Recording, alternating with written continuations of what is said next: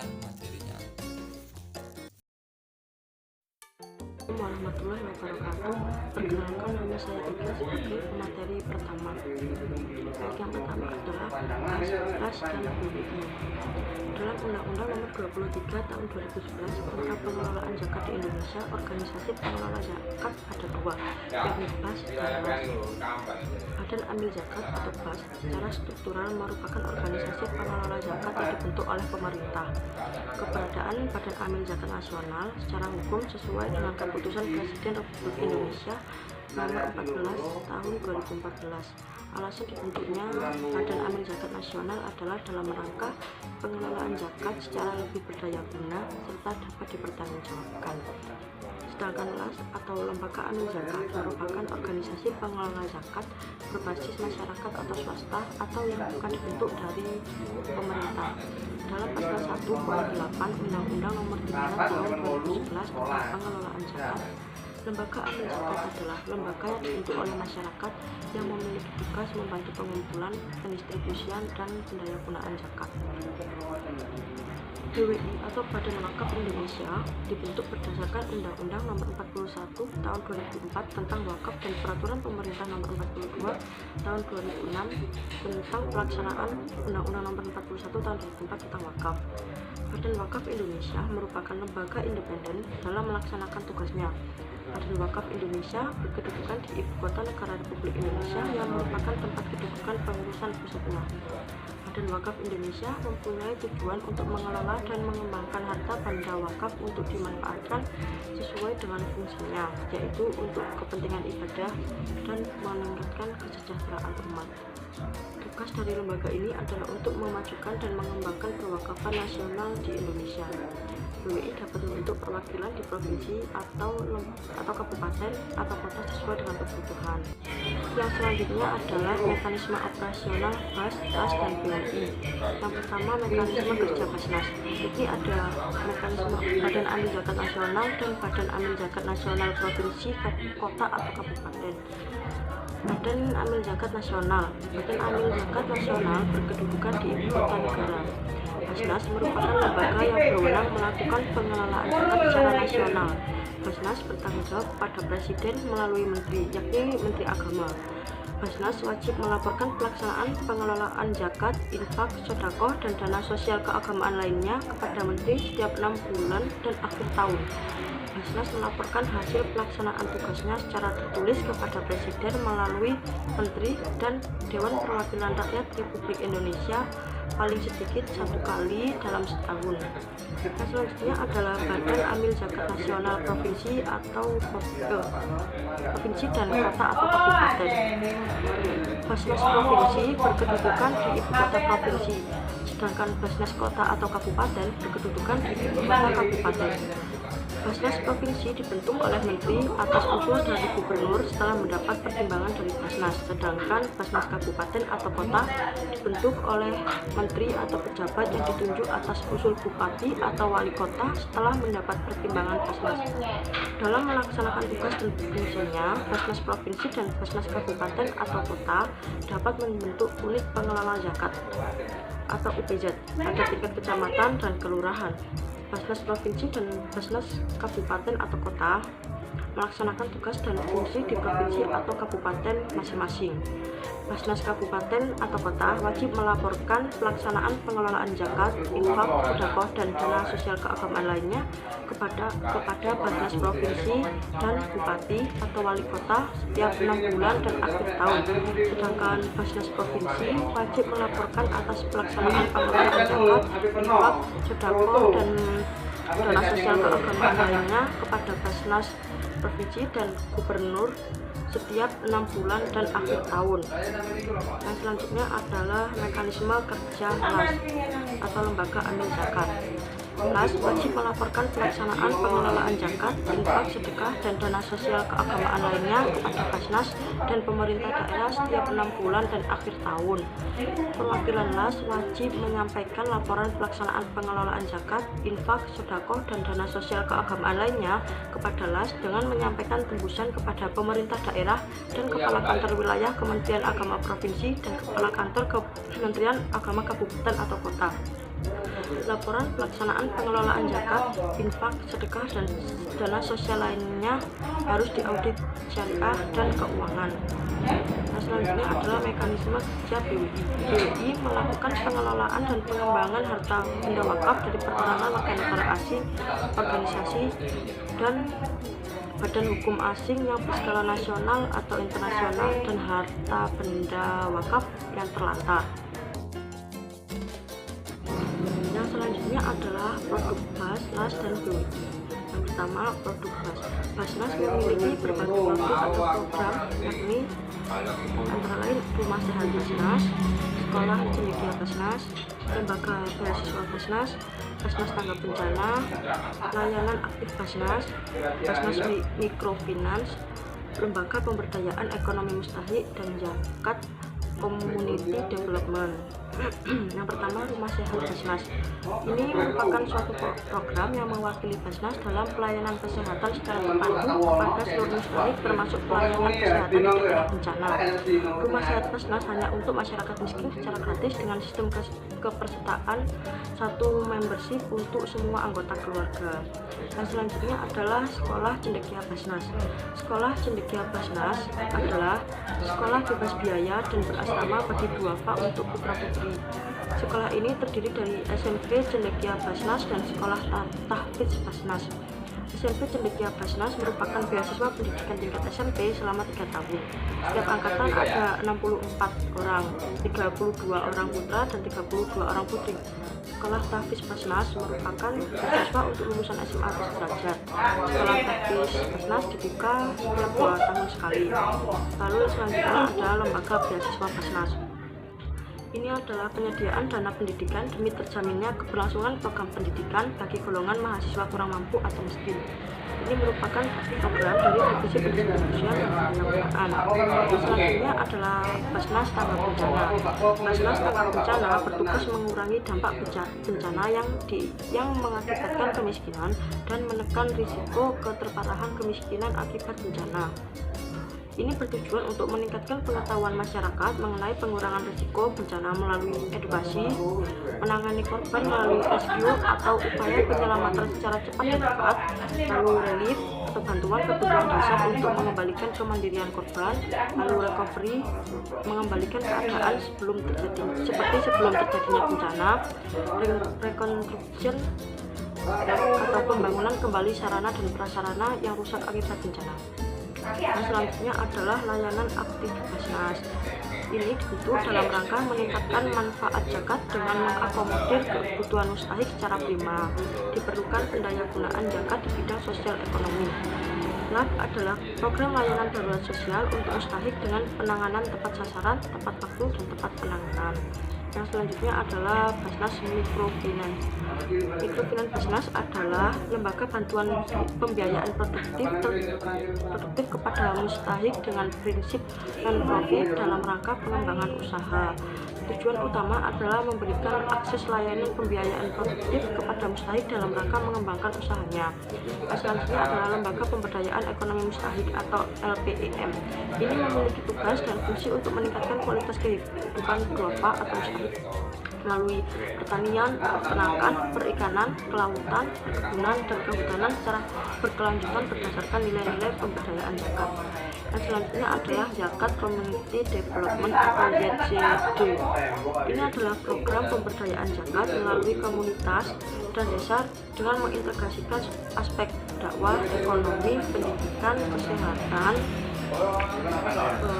serta kemanusiaan secara komprehensif yang sumber pendanaannya dari zakat, infak, sedekah, dan dana sosial keagamaan lainnya. Yang kedua adalah produk LAS. Yang pertama, Lasnas Dewan Dakwah. Lasnas Dewan Dakwah merupakan lembaga resmi Amin Zakat Nasional untuk menghimpun dana zakat, infak, dan sedekah guna mendukung terlaksananya program dakwah, yakni seperti beasiswa pendidikan, dakwah di pedalaman, pemberdayaan umat, kemanusiaan, dan kesehatan. Yang selanjutnya adalah Lasnas BSM atau Lembaga Amin Zakat Nasional Bangun Sejahtera Mitra Umat. Ini bertujuan untuk mengoptimalkan potensi dan menghimpun dana zakat, infak, sedekah, wakaf, dan dana sosial lainnya dengan sasaran donatur perorangan maupun perusahaan. selanjutnya adalah BWI. Beberapa produk dari BWI diantaranya adalah Wakaf Peduli Indonesia atau singkat Kalisa dan Kes Wakaf Link Suku. Wakaf Peduli Indonesia atau Kalisa adalah program dari Badan Wakaf Indonesia untuk membantu jaminan perlindungan hidup bagi warga masyarakat ekonomi lemah yang terdampak kondisi darurat. Sedangkan Kes Wakaf Link Suku merupakan salah satu bentuk investasi sosial di mana wakaf uang yang dikumpulkan BWI yang selaku nazir melalui Bank Muamalat Indonesia yang sebagai lembaga keuangan syariah penerima uang wakaf akan dikelola dan ditempatkan pada instrumen suku negara atau SBSN atau surat berharga syariah negara yang diterbitkan oleh Kementerian Keuangan. Sekian, terima kasih. Baik, pembahasan yang selanjutnya yaitu tentang isu dan problematika yang ada dalam BAS, LAS, dan BWI. Nah, pembahasan yang pertama yaitu tentang isu dan problematika yang ada dalam BAS dan LAS atau organisasi pengelolaan zakat. Nah, permasalahan yang pertama yaitu ada rendahnya koordinasi antara regulator zakat dengan organisasi pengelola zakat yaitu BAS dan LAS. Nah, sebagian organisasi pengelolaan zakat, terutama organisasi pengelola zakat besar yang dibentuk oleh masyarakat, cenderung memiliki tingkat egoisme organisasi yang besar. Nah, sejarah panjang organisasi pengelolaan zakat dalam membesarkan organisasinya memberikan pengaruh terhadap cara pandangnya terhadap memandang regulator zakat.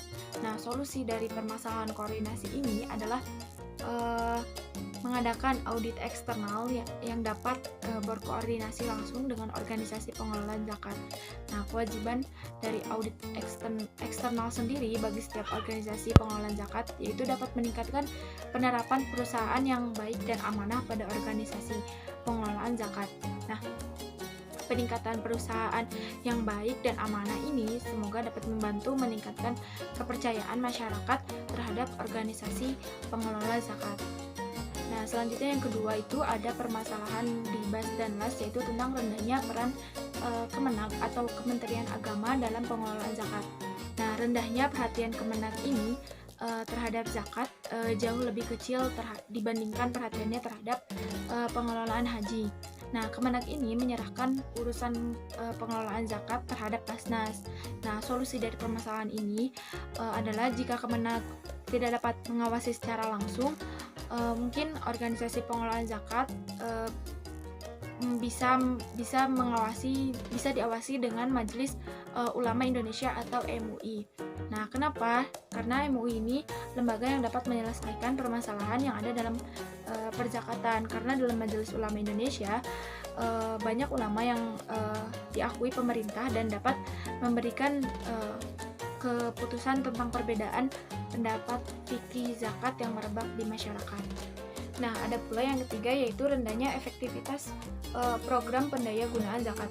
Nah, dalam hal ini efektivitas yang dimaksud adalah ketepatan dan kesinambungan program pendayagunaan zakat dalam memberikan kemaslahatan pada mustahik. Nah, masih banyak organisasi pengelola zakat yang membuat program pendayagunaan zakat untuk sekedar pamer di media sosial. Nah, sehingga pada saat diliput oleh media sosial, program pendayagunaan ini berakhir. Nah, solusi dari permasalahan ini adalah dengan meningkatkan efektivitas pendayagunaan zakat. Pendayagunaan yang dilakukan organisasi pengelolaan zakat dilakukan dengan prinsip tepat agar benar-benar dapat memberikan maslahat kepada mustahik, dan organisasi pengelola zakat juga perlu menjaga program pendayagunaannya agar tetap berjalan dengan baik meski sudah ditinggal oleh organisasi pengelola zakat. Nah, di sini ada juga permasalahan internal dan eksternal yang dihadapi oleh BAS dan LAS. Nah, masalah internal BAS dan LAS seperti perencanaan program, terus belum tersedianya SDM, pendamping halal, dan yang terakhir yaitu belum adanya alat ukur untuk keberhasilan program yang tetap. Nah, sedangkan masalah eksternal yang dihadapi BAS dan LAS yaitu kurangnya penataan sistematik kelembagaan BAS dan LAS, juga rendahnya jiwa kewirausahaan mustahik, dan yang terakhir yaitu mustahik yang tidak mengetahui aturan program zakat produktif atau pemberdayaan. Nah, baik, setelah tadi kita membahas tentang isu dan problematika yang ada di BAS dan LAS, selanjutnya saya akan membahas tentang isu dan problematika yang ada di BWI. Nah, permasalahan yang pertama yaitu masalah sumber daya manusia. Nah, sumber daya manusia memiliki peranan yang penting dalam mengembangkan wakaf karena sebagai pelaku pengembangan wakaf. Nah, aspek-aspek masalah dalam sumber daya manusia ini adalah kemampuan manajerial Nazir masih rendah. Nazir masih kurang kreatif dan pemahaman masyarakat tradisional masih rendah tentang wakaf. Dengan begitu, aspek-aspek permasalahan ini menjadi perhatian yang cukup serius karena menjadi permasalahan yang berhubungan dengan pengembangan wakaf. Nah, permasalahan kedua yaitu tentang masalah kelembagaan. Pada masa kini, lembaga wakaf muncul karena untuk mengelola harta wakaf agar produktif dan terorganisir. Kelembagaan yang dimaksud di sini adalah yang berkaitan dengan wakaf, seperti BWI, lembaga nazir, dan yang lainnya. Namun lembaga-lembaga tersebut belum dapat berkoordinasi satu dengan yang lainnya, sehingga sulit untuk menunjukkan tingkat kesepakatan para pakar dan praktisi wakaf terhadap masalah yang menyebabkan wakaf belum berkembang pada aspek kelembagaan yang sangat bervariatif ini. Nah, yang kedua itu ada masalah pemerintahan. Nah, aspek permasalahan wakaf dalam hal pemerintahan adalah kurangnya dukungan pemerintah terhadap perkembangan wakaf di Indonesia, khususnya terhadap Badan Wakaf Indonesia. Permasalahan lainnya yang berhubungan dengan pemerintahan adalah dengan kurangnya bantuan fasilitas dan bantuan dana wakaf. Nah, sudah seharusnya pemerintah menyadari agar pentingnya wakaf dalam hal pembangunan ekonomi di Indonesia dan memberikan perhatian lebih terhadap wakaf. Kenapa? Karena secara langsung wakaf dapat membantu perkembangan pembangunan di Indonesia, seperti pembangunan masjid, sekolah, dan hal yang lainnya. Dari hal tersebut dapat menunjukkan bahwa perkembangan wakaf sangat berguna dan sangat diperlukan perhatian pemerintah untuk mengembangkannya.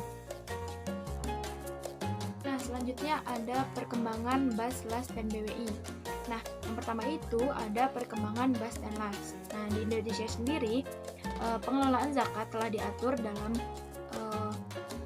dalam Undang-Undang Nomor 38 Tahun 1999 tentang pengelolaan zakat. Nah, undang-undang ini mengatur tentang organisasi pengelolaan zakat atau OPZ yang dapat beroperasi di Indonesia. Nah, organisasi pengelolaan zakat disebutkan dalam UU tersebut adalah Badan Amil Zakat atau BAS dan Lembaga Amil Zakat atau LAS. Nah, BAS sendiri adalah lembaga pengumpulan dan pendayagunaan dana zakat yang dibentuk oleh pemerintah dari tingkat pusat sampai dengan tingkat daerah. Nah, sedangkan LAS sendiri merupakan organisasi pengelolaan zakat yang dibentuk atas swadaya masyarakat. Nah, perkembangan BAS dan LAS sendiri dari tahun ke tahun mengalami peningkatan atau kenaikan, karena dari tahun ke tahun pun masyarakat sadar akan pentingnya zakat di Indonesia. Nah, perkembangan BAS sendiri sudah dilindungi oleh undang-undang dan sudah banyak masyarakat yang percaya akan kinerja dari BAS, baik BAS provinsi, BAS kabupaten maupun BAS kota. Nah, dalam melaksanakan tugasnya, BAS sendiri dibantu oleh pemerintah dan selalu memberikan laporan tahunan kepada pemerintah sesuai dengan tingkatannya. Nah, selanjutnya yaitu ada perkembangan LAS. Nah, perkembangan LAS sendiri juga sama, semakin pesat seiring dengan perkembangan BAS di Indonesia. LAS pun masih dilindungi oleh UU yang mengatur tentang pengelolaannya. Terus ada pun sebagian LAS yang bekerja sama dengan BAS untuk kinerja zakatnya di Indonesia. Selanjutnya itu ada perkembangan BWI. Nah, dalam website Badan Wakaf Indonesia atau BWI menyebutkan bahwa BWI adalah lembaga negara independen yang dibentuk berdasarkan Undang-Undang Nomor 41 Tahun 2004 tentang wakaf. Nah, badan ini dibentuk dalam rangka mengembangkan dan memajukan perwakafan di Indonesia. Dalam pembentukannya, BWI bukan untuk mengambil alih aset wakaf yang selama ini dikelola oleh Nazir yang sudah ada, tapi BWI hadir untuk membina Nazir agar aset wakaf dikelola dengan baik dan lebih produktif sehingga memberikan manfaat lebih besar kepada masyarakat, baik dalam bentuk pelayanan sosial, pemberdayaan ekonomi, maupun pembangunan infrastruktur. Nah, sejalan dengan berkembangnya zakat di Indonesia, wakaf pun memiliki peranan yang sangat penting di Indonesia.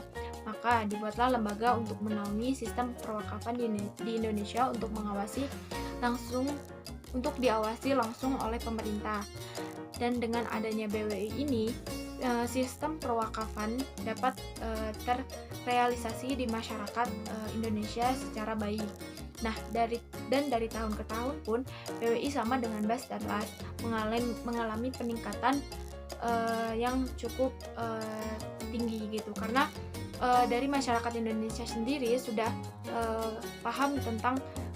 sedikit paham tentang perwakafan yang memiliki banyak gunanya untuk balik lagi ke masyarakatnya sendiri. Yaitu BAS, LAS, dan BWI dalam pemberdayaan masyarakat. Bila dikaitkan dengan paradigma peranan zakat dalam memberdayakan masyarakat, khususnya bagi umat Islam, maka zakat merupakan opsi alternatif untuk meminimalisasi hambatan finansial. Salah satunya yakni pendidikan.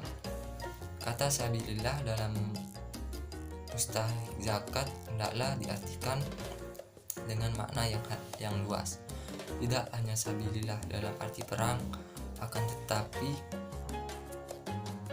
diartikan kepada usaha atau kegiatan yang mengarah dan menciptakan suatu kemaslahatan bagi umat, misalnya membangun sekolah atau madrasah, membangun jembatan dan sarana umum lainnya.